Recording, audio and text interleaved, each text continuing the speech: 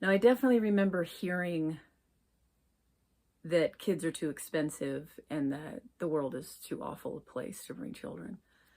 That was a part of the debate back when I was younger. But I just want to break this down because I'm really concerned that you're believing lies and you're not seeing.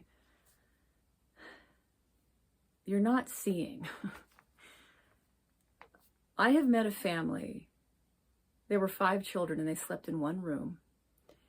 One of the children slept under, like it was a bunk bed. One slept under the first bed, and he was the cutest little kid, and he was so happy in his little cubby.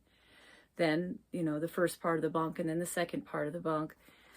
One slept in the closet, their own little hideaway bunk that they loved, and another slept literally in the drawer of a dresser.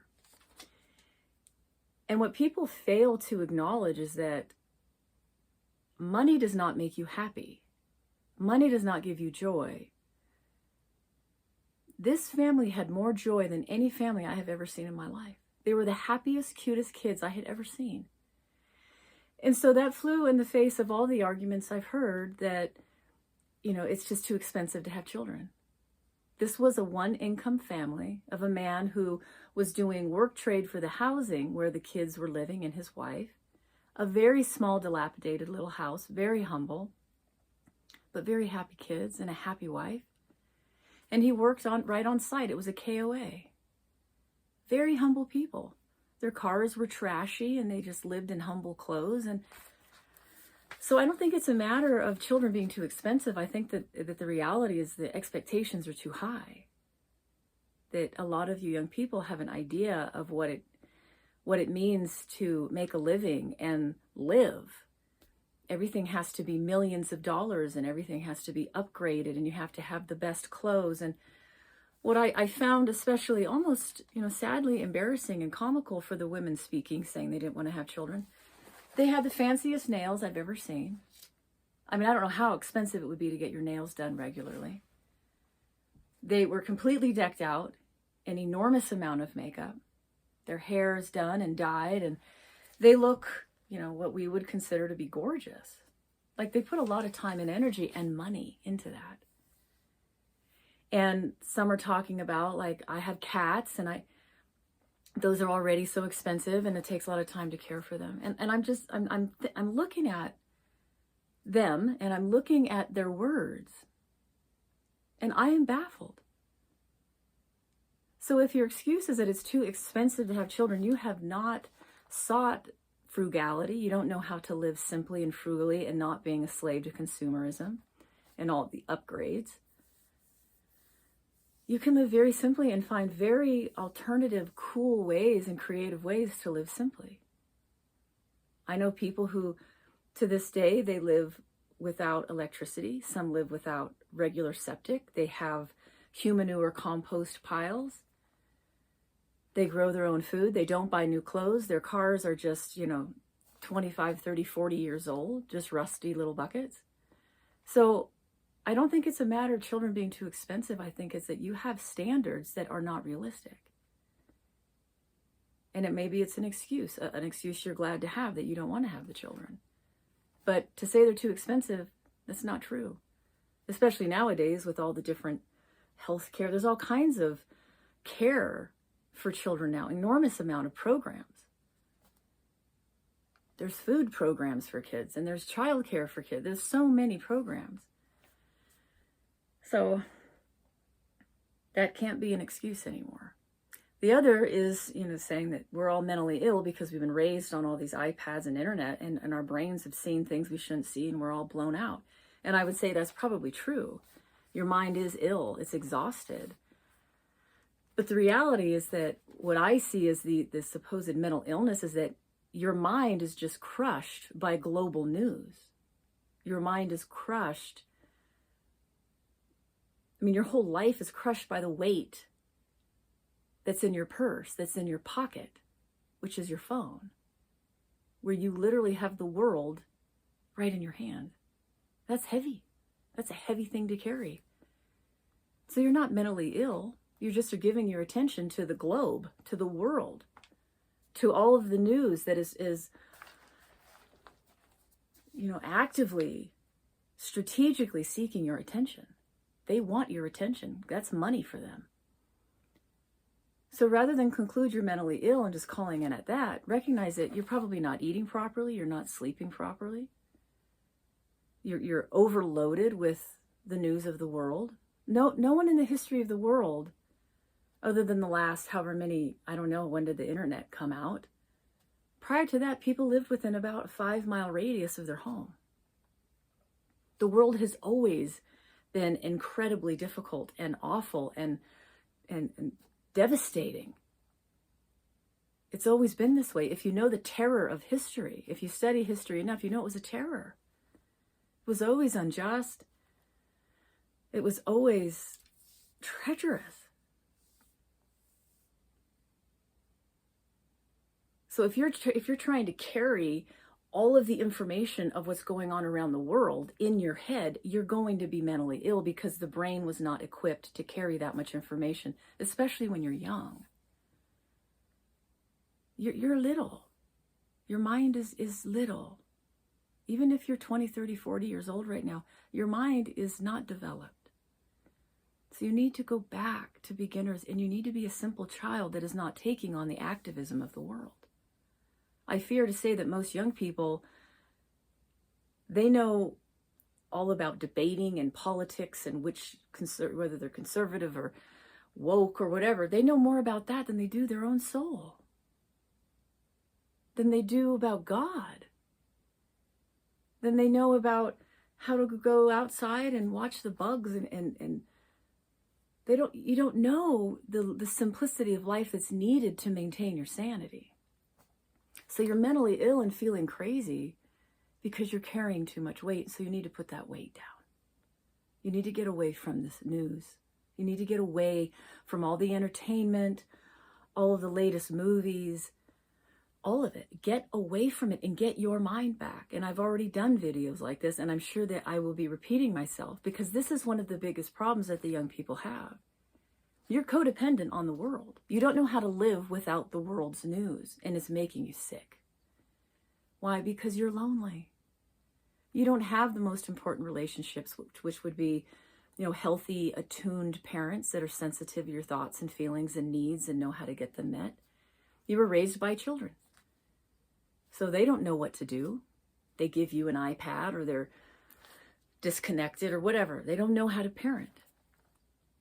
And Americans are arrogant, and we're not quick to go seek help and ask how to do this. That's not every parent, but a lot of parents don't think they have to do anything different. They think my parents did this, and now this is good enough. And when I hear people say, the world is just too awful now to bring children into this world, I think, well, at least we're not during the time of the Incans when they were ripping people's hearts out of their chest and sacrificing children to their gods. I think we're in a better time, actually, than that. But this world has always had slavery. Now we call it trafficking. There's always been war. There's always been famine. There's always been injustice. That's never going to stop in this world. That's why people seek religion. That's why they seek a savior in Jesus Christ. That's why they seek some kind of spirituality that transcends this broken world, this violent world, this murderous world. And we have been, told that human beings are inherently good, and that's simply not true.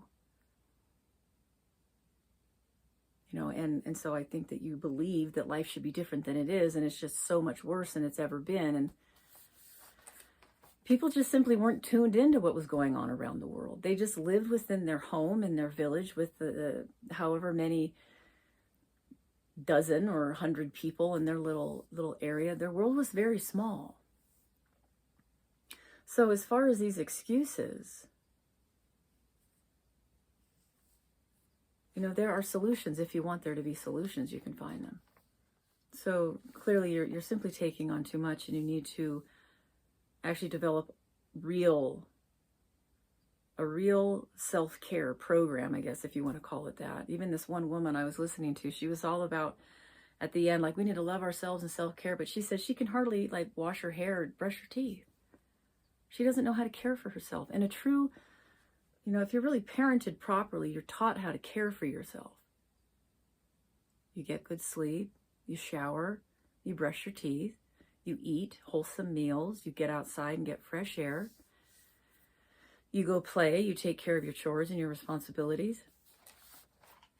But clearly this woman didn't know how to do it. And she was a podcast, she's a podcaster. So I fear there's a lot of people, putting themselves in a position of teaching, but they're not actually living it. So again, if you're listening to people who don't have the results, I recommend you not listen to them. But you absolutely need to learn how to take personal responsibility for caring for yourself. If you have a bunch of animals, you're not ready to have animals if you're not caring for yourself or caring for your home. You have to start as a beginner and go little by little and not take on more than you're capable. So I just want the daughters to not give up on marriage and children. And I understand there's a lot of really flaky, funky, perverted guys out there. But are you also flaky, funky, and perverted? Are you attracting that kind of person? So it's really important to listen to people who know more than you do. And don't come to conclusions unless you have more perspective. Because you're not mentally ill. You're just overwhelmed. You're lonely. You're trying to have a relationship with the world. It's not working. It's not good for you. So I recommend getting away from your phone, and it's going to be very difficult because that is the number one addiction of this country. Because of the loneliness. Many people don't know how to have relationships. They don't know how to talk to people. They don't know how to compromise. You don't even know who you are because you're trying to be 1,000 different people you see online. All of the commercials and the entertainers and the Hollywood, and you don't know who you are. There was an old Catholic saint named Mother Teresa, and she says most of the problems in your life is because you don't know who you are.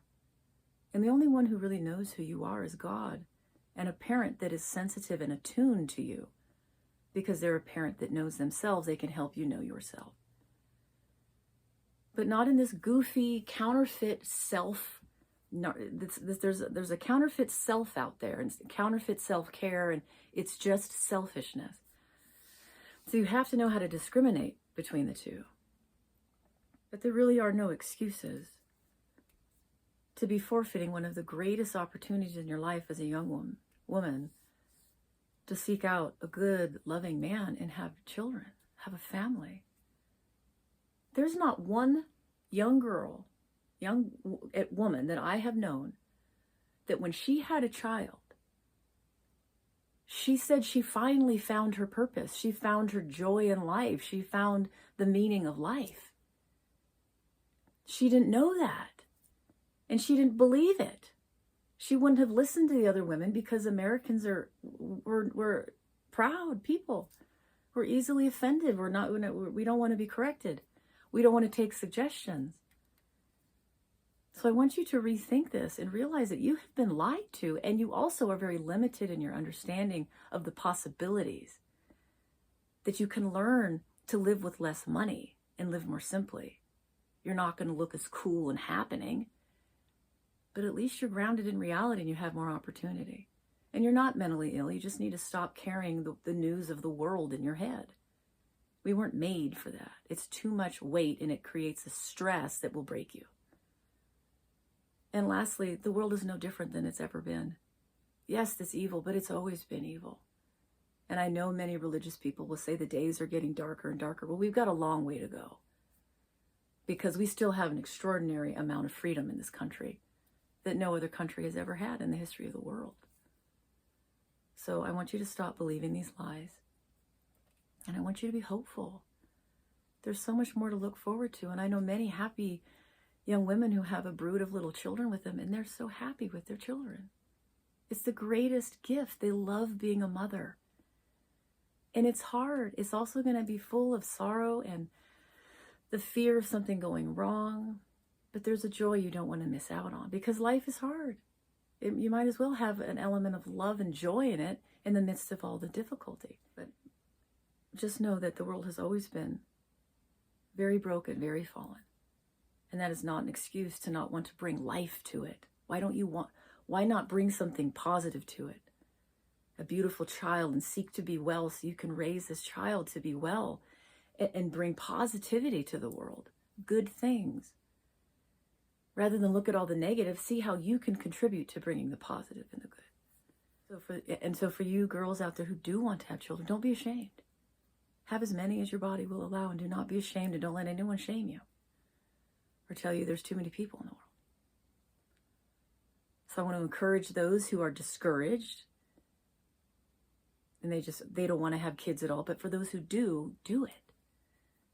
Be blessed. Again, seek to be sane, smart, and skilled, and pass on an awesome womanhood to your children. Remember, you have to become the person that you would want your children to become. Don't focus on the kid and you got to make the kid perfect while you're a wreck. So do all you can. And the first step truly is get away from your phone and seek to get in reality and seek to start creating life from within you. You're so used to everything being on the outside and letting it press in on you and overwhelm you. But you really have a power where you can now push back and go, well, you mean evil and you do harm and you're violent, but I'm going to do good and I'm going to do righteousness and I'm going to do beauty and I'm going to bring life into this world and good things, and I'm not going to let anybody stop me. So do not allow the negativity to push in on you to the point where you're paralyzed and it kills you. And then you say you're mentally ill and there's no hope for your future. You might think, well, I'm never going to be able to have a home. You don't need to have a home. The home is here. The home is with God. The home is with good friends and good people, and imparting love to your child and loving your spouse. The greatest thing you can do to love your child is love your spouse. So there's so much wisdom out there that I have learned. And I want you to know these things. You do not have to have all these things you think to get married or to have children. That's all the consumer mindset that you have been brainwashed with.